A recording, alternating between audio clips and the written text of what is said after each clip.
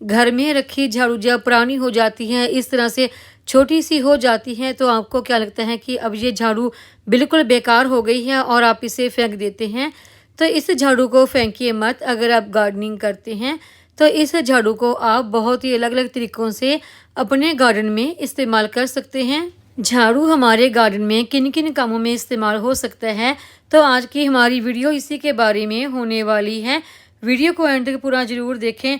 नमस्कार दोस्तों, मैं वंदना, मेरे चैनल पर आप सबका स्वागत है। घर में इस्तेमाल होने वाली ये झाड़ू देखिए पुरानी हो गई है और बिल्कुल छोटी सी हो गई है, तो अब इसे फेंकने की बजाय मैं करने वाली हूँ अपने गार्डन में इस्तेमाल। तो सबसे पहले तो देखिए ये इसकी जो पीछे वाली ये पाइप सी है ना, इसे हम निकाल लेंगे। पाइप निकाल लेने के बाद पीछे की तरफ देखिए ये जो कुछ स्टिक सी है ना, ये बांस की हैं, तो इसे ही हम करने वाले हैं अपने गार्डन में इस्तेमाल। इन स्टिक के साथ साथ हम पूरे झाड़ू को ही अपने गार्डन में इस्तेमाल करेंगे, चाहे वो इसकी पाइप ही क्यों ना हो। सबसे पहले हम झाड़ू को आगे की तरफ से काट कर ये जो इसकी पतली पतली सी ब्रांच सी है ना निकली हुई, इनको अलग कर लेते हैं। सारे झाड़ू को काट लेने के बाद पाइप में जो स्टिक है उन्हें भी बाहर निकाल लेते हैं। तो ये देखिए काफ़ी सारी लंबी लंबी सी मजबूत सी स्टिक हमें मिल गई है। हमें हमारे गार्डन में पौधों को सपोर्ट देने के लिए स्टिक की ज़रूरत होती है और झाड़ू में से ही हमें वो स्टिक मिल जाती हैं। जब आपका झाड़ू बिल्कुल ख़राब सा हो जाता है, छोटा सा हो जाता है, तो आप झाड़ू को फेंक देते हैं और उसके साथ ही इन सारी स्टिक को भी आप फेंक ही देते हैं। और यहाँ पर देखिए एक ही झाड़ू में से हमें काफ़ी सारी स्टिक मिल जाती हैं। झाड़ू में से जितनी भी ये स्टिक निकली हैं, चाहे कि लंबी हैं, पतली हैं या छोटी हैं, या इसकी पाइप है या आगे वाला ये फूसा है, सारी ही चीज़ें हम इस्तेमाल करेंगे। किसी भी चीज़ को हमने बेकार समझकर फेंकना नहीं है।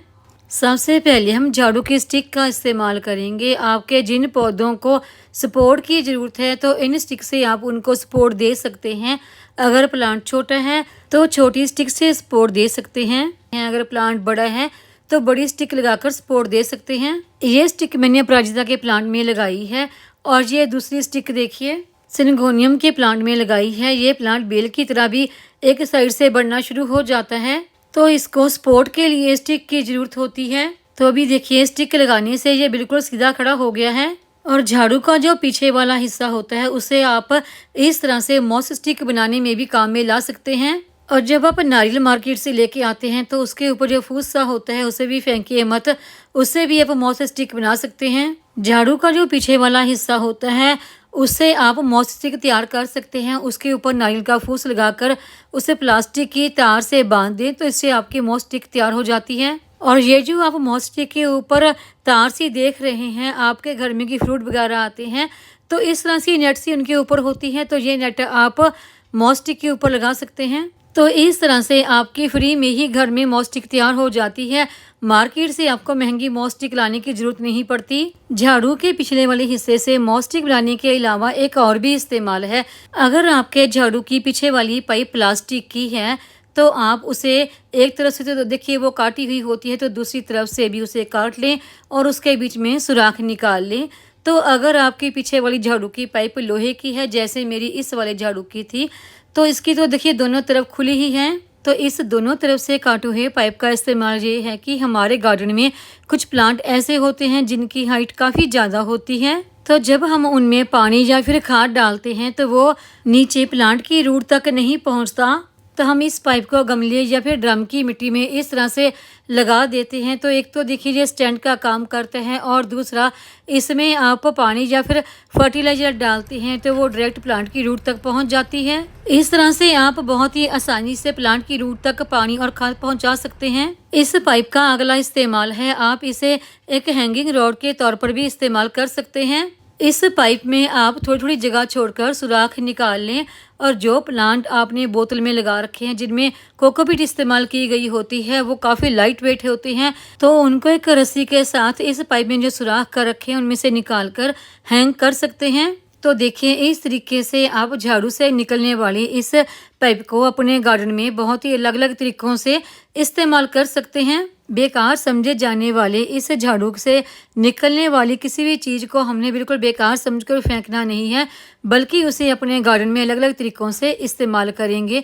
तो झाड़ू का ये जो आगे वाला हिस्सा है इसे आप अपने गमलों में चाहे सर्दी हो या फिर बहुत ज़्यादा गर्मी ही क्यों ना हो, मल्चिंग के तौर पर इस्तेमाल कर सकते हैं। जैसे हम अपने गमले में सूखे पत्तों से, घास से, मूंगफली के छिलकों से और भी काफ़ी सारी चीज़ों से मल्चिंग का काम ले सकते हैं, तो इसी तरह से झाड़ू के इस आगे वाले पोर्शन से भी हम मल्चिंग का काम ले सकते हैं। बहुत ज़्यादा गर्मी में ये गमलों में मॉइस्चर को होल्ड करके रखता है। अगर आप छत पर गार्डनिंग करते हैं तो गमलों में मल्चिंग करना बहुत ज़रूरी हो जाता है, क्योंकि जब ज़्यादा गर्मी होती है तो हमारे गमले की मिट्टी जल्दी सूख जाती है। तो इस तरह से आप झाड़ू के आगे वाले हिस्से से मल्चिंग का काम लेते हैं तो आपके गमले की मिट्टी में मॉइस्चर बना रहता है, मिट्टी जल्दी सूखती नहीं। झाड़ू के इस आगे वाले पोर्शन को हम अपने गार्डन में और भी अलग अलग तरीकों से इस्तेमाल कर सकते हैं।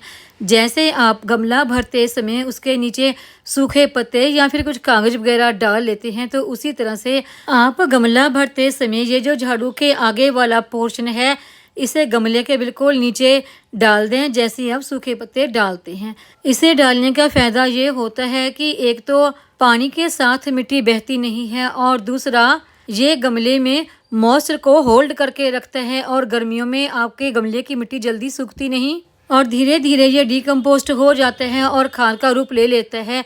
और जब ये डिकम्पोस्ट होकर गमले की मिट्टी में मिल जाता है तो आपके गमले की मिट्टी बहुत ही भुरभुरी बनकर तैयार होती है, हल्की सी आपके गमले की मिट्टी हो जाती है। इसके ऊपर आप मिट्टी डाल दें और अब ये आपका गमला तैयार है प्लांट ग्रो करने के लिए। झाड़ू के इस बचे हुए आगे वाले हिस्से को आप किचन वेस्ट आप घर में खाद तैयार कर रहे हैं तो उसमें भी इस्तेमाल कर सकते हैं। तो यहाँ पर देखिए इन 2 ड्रमों में मेरी किचन वेस्ट से खाद तैयार हो रही है। किचन वेस्ट से खाद तैयार करते समय आप झाड़ू के इस आगे वाले पोर्शन को बीच में डाल देते हैं, तो जो सब्जियों या फ्रूट वगैरह के छिलके आप उसमें डालते हैं किचन वेस्ट में, तो उनके बीच में से एक लिक्विड सा निकलता है, तो ये उस लिक्विड को सोख लेता है। अगर किचन वेस्ट में डालने के लिए आपके पास सूखे पत्ते नहीं हैं तो उनकी जगह पर आप झाड़ू के इस पोर्शन का भी इस्तेमाल कर सकते हैं। सर्दियों में खाद बनने की जो प्रक्रिया है वो बहुत ज़्यादा स्लो होती है, लेकिन जैसे ही गर्मियाँ शुरू हो जाती हैं तो खाद बनने की जो प्रक्रिया है वो काफ़ी ज़्यादा फास्ट हो जाती है। और सूखे पत्तों की जगह पर झाड़ू के इस आगे वाले पोर्शन का इस्तेमाल करने से आपकी खाद भी जल्दी बनकर तैयार होती है। तो आपके घर में रखा झाड़ू जब पुराना हो जाता है, छोटा सा हो जाता है, जब आप उसे फेंक देते हैं तो आप पर्यावरण को भी दूषित करते हैं। तो उससे अच्छा है कि आप गार्डनिंग करते हैं तो बहुत ही अलग अलग तरीक़ों से आप अपने गार्डन में इस पुराने झाड़ू का इस्तेमाल कर सकते हैं। तो देखिए मैंने आज की वीडियो में आपको झाड़ू के अपने गार्डन में इस्तेमाल करने के 9 अलग अलग तरीके बताए हैं कि किस तरीके से आप इस झाड़ू के अलग अलग चीज़ों को अपने गार्डन में इस्तेमाल कर सकते हैं। तो उम्मीद है आपको ये आज की जानकारी की वीडियो पसंद आई होगी।